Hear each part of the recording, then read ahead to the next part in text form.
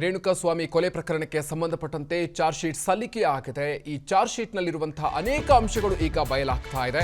ರೇಣುಕಾ ಕೊಲೆ ಬಳಿಕ ಯಾವ ರೀತಿಯಾಗಿ ದರ್ಶನ್ ಮನಸ್ಥಿತಿ ಇತ್ತು, ಅದಕ್ಕೆ ಸಂಬಂಧಪಟ್ಟಂತೆ ಕೂಡ ಈಗ ಮಹತ್ವದ ಮಾಹಿತಿ ಬೆಳಕಿಗೆ ಬರ್ತಾ ಇದೆ. ಡೆಡ್ಲಿ ಮರ್ಡರ್ ಮಾಡಿ ಆನಂತರ ದರ್ಶನ್ ಎಲ್ಲಿದ್ರು, ಏನ್ ಮಾಡ್ತಾ ಇದ್ರು, ಈ ವಿಚಾರಕ್ಕೆ ಸಂಬಂಧಪಟ್ಟಂತೆ ಕೂಡ ಪ್ರಮುಖವಾಗಿರುವಂತಹ ಮಾಹಿತಿ. ರೇಣುಕಾಸ್ವಾಮಿ ಕೊಲೆಯ ಬಳಿಕ ನಟ ದರ್ಶನ್ಗೆ ಫುಲ್ ಟೆನ್ಷನ್ ಆಗಿತ್ತು. ಕೊಲೆ ಮಾಡಿದ ನಂತರ ಅದಾದ ನಂತರ ಈ ವಿಚಾರವಾಗಿ ಸಾಕಷ್ಟು ಆತಂಕ ಇತ್ತು. ಕೊಲೆ ಮಾಡಿದ ಬಳಿಕ ಆರೋಪಿ ದರ್ಶನ್ ಆತಂಕದಲ್ಲಿ ಕಾಲವನ್ನು ಕಳೆದಿದ್ದಾರೆ. ಮೈಸೂರಿನ ಖಾಸಗಿ ಹೋಟೆಲ್ನಲ್ಲಿ ನಟ ದರ್ಶನ್ ಚರ್ಚೆಯನ್ನ ನಡೆಸಿದ್ರು. ಇನ್ನು ಕೊಲೆ ಮಾಡಿ ಆಗಿದೆ. ಸೊ ಈ ವಿಚಾರವಾಗಿ ಯಾರನ್ನ ಸರೆಂಡರ್ ಮಾಡಿಸೋದು ಅನ್ನೋ ಬಗ್ಗೆ ಚರ್ಚೆಯನ್ನ ನಡೆಸಲಾಗಿದೆ. ಮ್ಯಾನೇಜರ್ ನಾಗರಾಜ್ ಜೊತೆಗೆ ಚರ್ಚೆಯನ್ನ ನಟ ದರ್ಶನ್ ಮಾಡಿರೋದು. ಅದಕ್ಕೆ ಸಂಬಂಧಪಟ್ಟಂತಹ ಸಿಸಿಟಿವಿ ದೃಶ್ಯಗಳನ್ನು ಕೂಡ ನೀವು ಗಮನಿಸ್ತಾ ಇದ್ದೀರಿ. ಒಂದು ಕಡೆಯಲ್ಲಿ ನಟ ದರ್ಶನ್ ಇದ್ರೆ, ಮತ್ತೊಂದು ಕಡೆಯಲ್ಲಿ ನಾಗರಾಜ್, ದರ್ಶನ್ನ ಮ್ಯಾನೇಜರ್ ಆಗಿರುವಂತಹ ನಾಗರಾಜ್, ಈ ಪ್ರಕರಣದ A11 ಆರೋಪಿ, ಆತನ ಜೊತೆಗೆ ಚರ್ಚೆಯನ್ನ ಮಾಡ್ತಾ ಇರುವಂತಹ ದೃಶ್ಯಗಳು ಕೂಡ ಲಭ್ಯ ಆಗಿದೆ. ಇನ್ನು ಏನ್ ಮಾಡೋದು ಅಂತ ಚರ್ಚೆಯನ್ನ ನಟ ದರ್ಶನ್ ಮಾಡಿರೋದು. ಟೆನ್ಷನ್ನಲ್ಲೇ ಚರ್ಚೆಯನ್ನ ನಡೆಸಲಾಗಿದೆ. ಸೊ ಇದಕ್ಕೆ ಸಂಬಂಧಪಟ್ಟಂತ ಫೋಟೋವನ್ನು ಕೂಡ ನೀವು ಗಮನಿಸ್ತಾ ಇದ್ದೀರಿ. ಇಡೀ ಕೊಲೆ ಮಾಡಿ ಆದ ನಂತರ ಈ ಪ್ರಕರಣವನ್ನ ಯಾವ ರೀತಿಯಾಗಿ ಮುಚ್ಚಿ ಹಾಕಬಹುದು, ಈ ಪ್ರಕರಣದಲ್ಲಿ ಯಾರನ್ನ ಸರೆಂಡರ್ ಮಾಡಿಸೋದು, ಈ ವಿಚಾರವಾಗಿ ಚರ್ಚೆಯನ್ನ ನಡೆಸಲಾಗಿದೆ. ಒಂದು ಕಡೆಯಲ್ಲಿ ಈ ಒಂದು ಜವಾಬ್ದಾರಿಯನ್ನ ದರ್ಶನ್ ಅವರು ಪ್ರದೋಷ್ಗೆ ವಹಿಸಿ ಆ ನಂತರ ಮೈಸೂರಿಗೆ ತೆರಳಿದ್ರು. ಆ ಸಂದರ್ಭದಲ್ಲಿ ನಡೆದಿರುವಂತಹ ಚರ್ಚೆ ಇದು. ನಾಗರಾಜ್ ಜೊತೆಗೆ ಚರ್ಚೆಯನ್ನು ಮಾಡಿರುವಂತಹ ಫೋಟೋಗಳು ಕೂಡ ಈಗ ಗಮನಿಸ್ತಾ ಇರೋದು. ಇನ್ನು ರೇಣುಕಾಸ್ವಾಮಿ ಕೊಲೆ ಬಳಿಕ ನಟ ದರ್ಶನ್ ಸಾಕಷ್ಟು ಟೆನ್ಷನ್ನಲ್ಲಿದ್ರು. ಮೈಸೂರಿನ ಖಾಸಗಿ ಹೋಟೆಲ್ನಲ್ಲಿ ನಾಗರಾಜ್ ಜೊತೆಗೆ ಚರ್ಚೆಯನ್ನ ನಡೆಸಿದ್ದಾರೆ. ಸರೆಂಡರ್ ಮಾಡಿಸೋ ವಿಚಾರಕ್ಕೆ ಸಂಬಂಧಪಟ್ಟಂತೆ ಯಾರನ್ನ ಸರೆಂಡರ್ ಮಾಡಿಸೋದು ಅಂತ ಚರ್ಚೆಯನ್ನ ಮಾಡಲಾಗಿದೆ.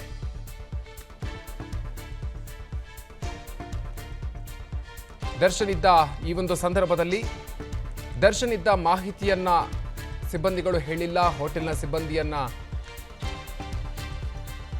ಪೊಲೀಸರು ಅಲ್ಲಿಗೆ ಬಂದಂತಹ ಸಂದರ್ಭದಲ್ಲಿ ಯಾವುದೇ ರೀತಿಯಲ್ಲೂ ಕೂಡ ದರ್ಶನ್ ಇರುವ ಕುರಿತಾಗಿ ಮಾಹಿತಿಯನ್ನ ನೀಡಿಲ್ಲ ಅನ್ನುವಂಥದ್ದು ಕೂಡ, ಅಂದ್ರೆ ಹೋಟೆಲ್ನ ಸಿಬ್ಬಂದಿಗಳು ಮಾಹಿತಿಯನ್ನ ನೀಡಿರಲಿಲ್ಲ ಅನ್ನುವಂಥದ್ದು ಕೂಡ ಗಮನಿಸಬೇಕಾಗಿರುವಂತಹ ಅಂಶ.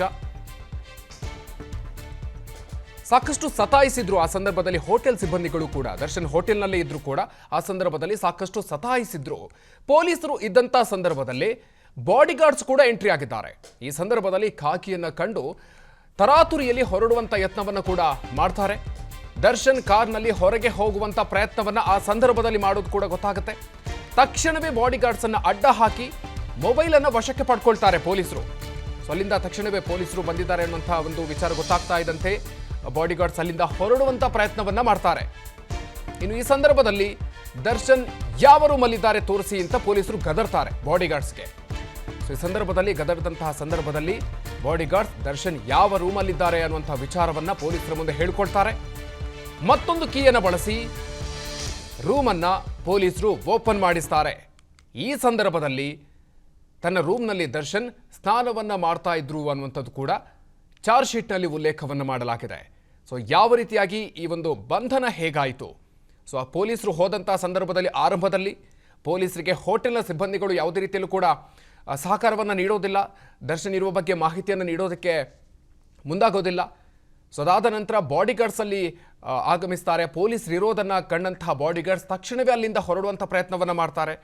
ಆ ಸಂದರ್ಭದಲ್ಲಿ ಪೊಲೀಸರು ಆ ಬಾಡಿಗಾರ್ಡ್ಸ್ ಅನ್ನು ಅಡ್ಡ ಹಾಕಿ ಅವರ ಫೋನನ್ನು ತಗೊಳ್ತಾರೆ. ಜೊತೆಗೆ ಗದರಿಸಿ ದರ್ಶನ್ ಇರೋ ಹೋಟೆಲ್ ರೂಮ್ಗೆ ಕರ್ಕೊಂಡು ಹೋಗುವಂತ ಹೇಳ್ತಾರೆ. ಸೊ ಈ ರೀತಿಯಾಗಿ ದರ್ಶನ್ ಬಂಧನವನ್ನು ಮಾಡುವಂತಹ ಸಂದರ್ಭದಲ್ಲಿ ಈ ಎಲ್ಲ ಬೆಳವಣಿಗೆಗಳು ಆಗಿದ್ವು. ಪೊಲೀಸರು ಎಂಟ್ರಿ ಕೊಡ್ತಾ ಇದ್ದಂತೆ ದರ್ಶನ್ಗೂ ಕೂಡ ಶಾಕ್ ಆಗಿದೆ. ಈ ವೇಳೆ ವಿಚಾರಣೆಗೆ ಬರುವಂತೆ ಪೊಲೀಸರು ಸೂಚನೆಯನ್ನು ಕೊಡ್ತಾರೆ. ಪೊಲೀಸರು ಆ ಸಂದರ್ಭದಲ್ಲಿ ವಶಕ್ಕೂ ಕೂಡ ಪಡ್ಕೊಂಡಾಗಿತ್ತು ದರ್ಶನ್ನ.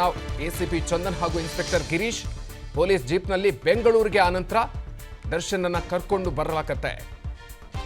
ಈ ಸಂದರ್ಭದಲ್ಲಾಗಲೇ ದರ್ಶನ್ಗೆ ಸಂಪೂರ್ಣ ಏನೆಲ್ಲ ಆಗಿದೆ ಅನ್ನುವಂಥ ವಿಚಾರ ಕೂಡ ಪೊಲೀಸರಿಗೆ ಈ ಘಟನೆಗೆ ಸಂಬಂಧಪಟ್ಟಂತೆ ಎಲ್ಲ ಮಾಹಿತಿಗಳು ಕೂಡ ಗೊತ್ತಾಗಿದೆ ಅನ್ನುವಂಥದ್ದು ಕೂಡ ಗೊತ್ತಾಗಿರುತ್ತೆ. ತಕ್ಷಣವೇ ಪೊಲೀಸರು ಹೇಳ್ದಾಗೆ ಪೊಲೀಸ್ ಜೀಪ್ಗೆ ಹತ್ತಿ ಆನಂತರ ಬೆಂಗಳೂರಿಗೆ ಆತನನ್ನು ಕರ್ಕೊಂಡು ಬರ್ತಾರೆ. ಸೊ ಈ ರೀತಿಯಾಗಿ ಮೈಸೂರಿನಲ್ಲಿ ದರ್ಶನನ್ನ ಬಂಧನ ಮಾಡುವಂತಹ ಸಂದರ್ಭದಲ್ಲಿ ಏನೆಲ್ಲ ಬೆಳವಣಿಗೆ ಆಯಿತು, ಯಾವೆಲ್ಲ ರೀತಿಯಾಗಿ ಆ ಸಂದರ್ಭದಲ್ಲಿ ಘಟನೆಗಳು ಆದವು, ಆರಂಭದಲ್ಲಿ ಹೋಟೆಲ್ನ ಸಿಬ್ಬಂದಿಗಳು ಆದಂಥ ಬಾಡಿಗಾರ್ಡ್ಸ್ ಅನಂತರ ಪೊಲೀಸರು ದರ್ಶನ್ನ ರೂಮಿಗೆ ಹೋಗಿ ಆತನನ್ನು ಬಂಧನ ಮಾಡುವಂತಹ ಸಂದರ್ಭದಲ್ಲಿ ಎಲ್ಲವನ್ನ ಕೂಡ ಅತ್ಯಂತ ಸ್ಪಷ್ಟವಾಗಿ ಚಾರ್ಜ್ ಶೀಟ್ನಲ್ಲಿ ಉಲ್ಲೇಖವನ್ನು ಮಾಡಲಾಗಿದೆ. ನಂತರ ಪೊಲೀಸರು ಈ ಒಂದು ಪ್ರಕರಣಕ್ಕೆ ಸಂಬಂಧಪಟ್ಟಂತೆ ತನಿಖೆಯನ್ನು ಮುಂದುವರೆಸ್ತಾ ಹೋಗ್ತಾರೆ. ಆರಂಭದಲ್ಲಿ ದರ್ಶನ್ನ ಈ ರೀತಿಯಾಗಿ ಬಂಧನ ಮಾಡುವಂತಹ ಸಂದರ್ಭದಲ್ಲಿ ಎಲ್ಲ ಬೆಳವಣಿಗೆಗಳು ಕೂಡ ಆಗಿರೋದನ್ನ ಪೊಲೀಸರು ಚಾರ್ಜ್ ಶೀಟ್ನಲ್ಲಿ ಉಲ್ಲೇಖ ಮಾಡಿದ್ದಾರೆ. ಅನುಕ್ಷಣದ ಸುದ್ದಿಗಳಿಗಾಗಿ ವಿಸ್ತಾರ ನ್ಯೂಸ್ ಯೂಟ್ಯೂಬ್ ಚಾನೆಲ್ ಸಬ್ಸ್ಕ್ರೈಬ್ ಮಾಡಿ. ಹೊಸ ಸುದ್ದಿಗಳ ನೋಟಿಫಿಕೇಶನ್ಗಾಗಿ ಬೆಲ್ ಐಕಾನ್ ಕ್ಲಿಕ್ ಮಾಡಿ. ಲೇಟೆಸ್ಟ್ ಅಪ್ಡೇಟ್ಸ್ಗಾಗಿ www.vistaranews.com ವೆಬ್ಸೈಟ್ಗೆ ವಿಸಿಟ್ ಮಾಡಿ. ಅಂಗೈಯಲ್ಲೇ ಜಗತ್ತಿನ ಸುದ್ದಿ ತಿಳಿಯಲು ವಿಸ್ತಾರ ನ್ಯೂಸ್ ಕನ್ನಡ ಆಪ್ ಡೌನ್ಲೋಡ್ ಮಾಡಿ.